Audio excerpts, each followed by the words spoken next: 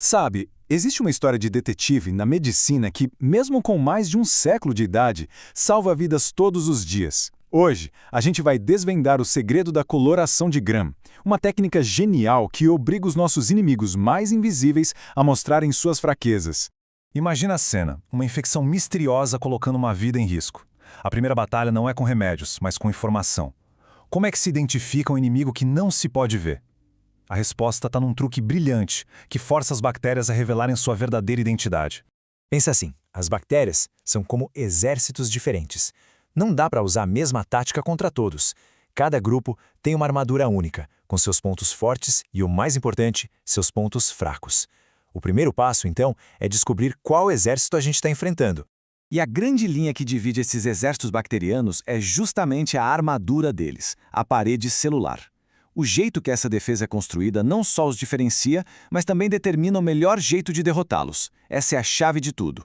Ok, então vamos dar uma olhada mais de perto nessas armaduras. A forma como elas são feitas define não só a aparência delas no microscópio, mas, principalmente, quais armas, ou seja, quais antibióticos, funcionam contra elas.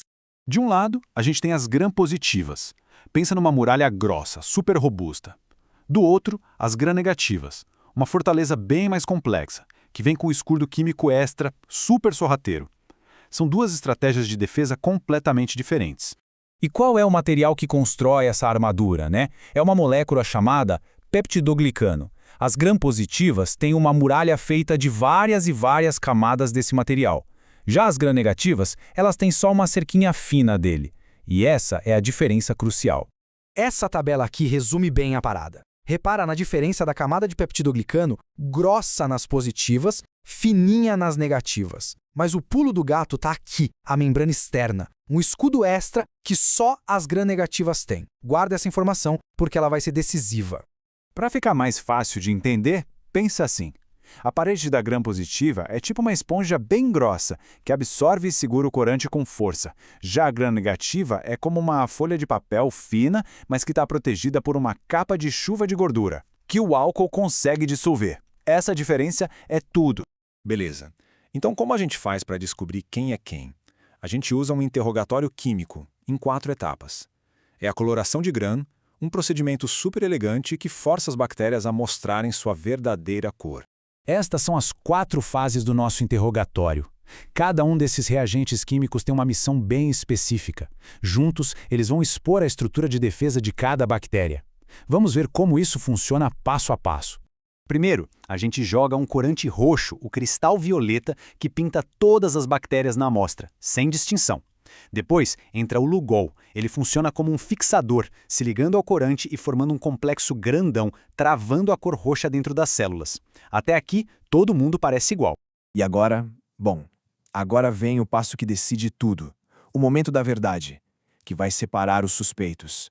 A lavagem com álcool. É aqui que a mágica acontece. Na bactéria gram-positiva, o álcool faz aquela parede grossa de peptidoglicano encolher, fechando os poros e prendendo o corante roxo lá dentro. Mas na gram-negativa, o álcool dissolve aquela membrana externa, a tal capa de chuva. Com isso, a parede fininha não consegue segurar o corante, que simplesmente vai embora. A bactéria fica incolor. Com as defesas de um dos grupos totalmente expostas, chegou a hora do veredito. Algumas bactérias vão manter sua cor original, provando que tem uma armadura forte. As outras, que ficaram despidas, vão receber uma nova cor, que vai denunciar a sua estrutura. E tá aí, o resultado final, bem na nossa frente. A gram-positiva, com sua armadura parruda, continua roxa. Já a gram-negativa, que ficou incolor, acaba absorvendo o último corante, a safranina, e fica rosa. Roxo ou rosa. Uma resposta visual clara e definitiva. Então, mas por que essa diferença entre roxo e rosa é tão vital? Porque essa cor, na verdade, é um mapa. Ela aponta diretamente para a maior fraqueza do inimigo e diz exatamente qual arma a gente deve usar.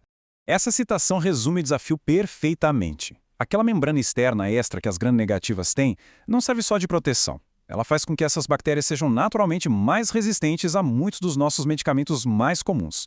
A lógica é simples. A cor revela a armadura. E conhecer a armadura permite escolher a arma certa para atravessá-la. Deixa de ser um tiro no escuro e passa a ser um ataque de precisão. Vamos pegar a penicilina como exemplo, um dos antibióticos mais conhecidos. O trabalho dela é atacar justamente a produção do peptidoglicano. Contra uma gram-positiva, que é basicamente uma muralha gigante desse material, ela é devastadora. Mas contra a gram-negativa, aquela membrana externa protetora pode simplesmente bloquear o caminho da penicilina até o alvo. E é assim que o ciclo se fecha. A gente começa com uma pergunta urgente, passa por um interrogatório químico de 4 passos e chega numa resposta simples, uma cor, roxo ou rosa. Uma resposta que guia o tratamento e que muitas vezes define a linha entre a vida e a morte. Isso tudo nos leva a uma reflexão, né? No mundo onde a gente ouve tanto sobre superbactérias e resistência a antibióticos, como é que uma técnica de 140 anos de idade ainda é um dos pilares da medicina? A resposta é simples. A guerra contra as infecções não se vence só com armas novas, mas principalmente com inteligência. E a coloração de Gram é a nossa primeira e mais essencial fonte de inteligência nessa batalha.